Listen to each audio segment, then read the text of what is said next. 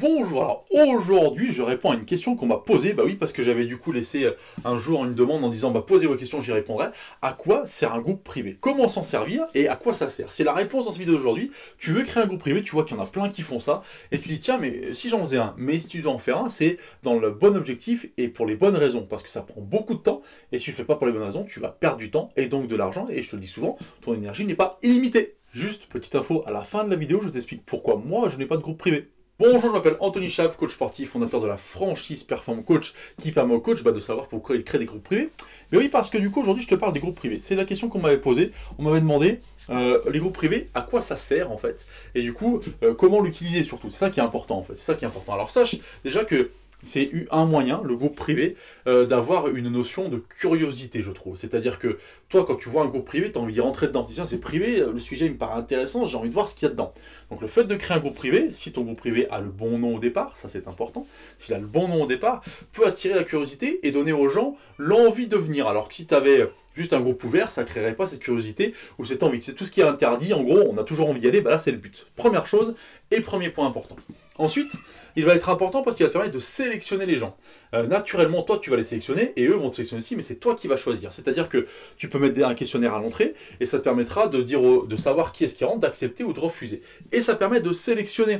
Ce qui te permet aussi, au sein de ce groupe-là, d'avoir peut-être moins de curieux, mais plus de vrais prospects. Et ça, c'est intéressant et c'est un point intéressant du groupe privé. Les gens qui vont déjà faire l'effort de rentrer dans ce groupe privé, c'est qu'ils t'ont vu ailleurs, connu ailleurs, qu'ils ont aimé ce que tu faisais et que déjà, ils ont un pied dans ce que tu fais, donc ils sont susceptibles d'acheter ce que tu fais aussi. Voilà, donc ça, c'est les deux points, les deux premiers points hyper importants du groupe privé. À quoi ils servent? C'est les deux choses que je viens de te dire, mettre de la curiosité et attirer des vrais prospects. Ce groupe privé va te permettre de créer une communauté. Et toi, il va falloir que tu fasses vivre cette communauté. Et comment la faire vivre? La première chose, c'est que tu vas, si on prend l'exemple de la perte de poids, d'accord, tu vas communiquer envers ces gens pour que, ils comprennent que tu sais exactement dans quelle situation ils sont et ce qu'ils ressentent. Ça, c'est important, c'est toujours de la connaissance client, d'accord? C'est-à-dire que du coup, tu vas devoir leur dire, voilà où vous en êtes, voilà ce que vous ressentez, voilà vous, qui vous êtes, ce que vous ressentez, comment vous en êtes arrivé là, et certainement aussi ce que vous ressentez à ce moment-là, ce qui vous pose problème, pourquoi vous vous sentez mal, ok? Et ensuite, bah forcément, tu vas amener de l'autre côté la solution. C'est-à-dire que toi, tu vas leur dire, bah voilà, vos ressentiments, c'est ça. Bah moi, j'ai cette solution-là, parce que le but du groupe privé, bien entendu, c'est de vendre quelque chose. Mais tu vends quelque chose à des gens qui sont déjà hyper intéressés, à des prospects qui sont qualifiés, d'accord?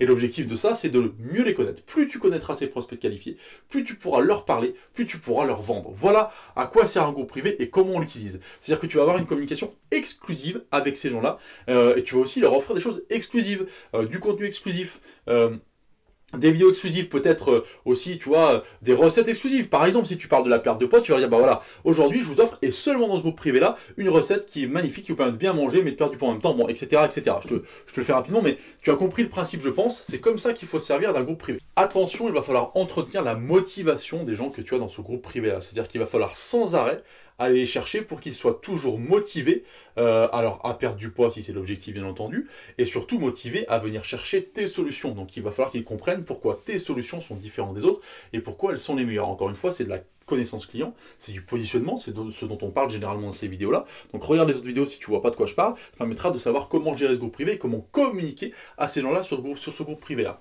Je mets un bémol sur le groupe privé, moi j'en ai pas, j'utilise pas de groupe privé, tout simplement parce que tu es à la merci de Facebook. Voilà, c'est-à-dire qu'à un moment donné, c'est bien, mais si un jour Facebook te coupe ton compte, tu sais que, alors j'espère que c'était jamais arrivé d'avoir des ennuis avec eux, mais tu sais que s'il peut y avoir des ennuis pour tout et pour rien avec Facebook, donc si un jour il n'y a plus ton compte, eh ben, il n'y a plus de groupe privé. Donc il n'y a plus de communication avec les gens, et du coup tu les perds tous et tu sais plus qui ils sont, et tu peux plus communiquer avec eux. Donc moi je préfère utiliser d'autres outils qui te permettent d'avoir une relation privilégiée avec les gens, mais où tu gardes complètement le contrôle sur ce que tu fais, et si un jour Facebook t'ennuie, ou si ça n'existe plus, ou s'il y a un problème, et ben du coup tu vas quand même pouvoir communiquer et quand même vendre des offres. Voilà pourquoi je mets un bémol à ces groupes Facebook, parce que du coup je trouve que c'est une manière de communiquer intéressante, de sélectionner les gens intéressantes, mais du coup c'est aussi un risque parce que du coup tu sais que Facebook fait ce qu'il veut, comme il veut, quand il veut, et qu'il peut arriver n'importe quoi chez eux. Voilà, c'était l'explication d'aujourd'hui, j'espère en tout cas que j'ai répondu à la question de celui qui me l'avait posé, et du coup, bah, si tu veux plus d'informations comme ça, si tu veux même me poser des questions, me donner des sujets, parce que je suis prêt à les traiter sans aucun problème, avec grand plaisir, tu cliques en dessous, tu t'inscris à la newsletter,